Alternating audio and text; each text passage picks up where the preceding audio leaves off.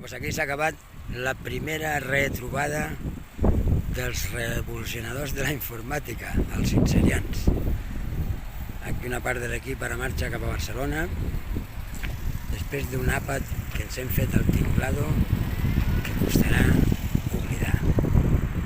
Estem a Sant Feliu de Guíxols, comença les primeres provatines del quincillo.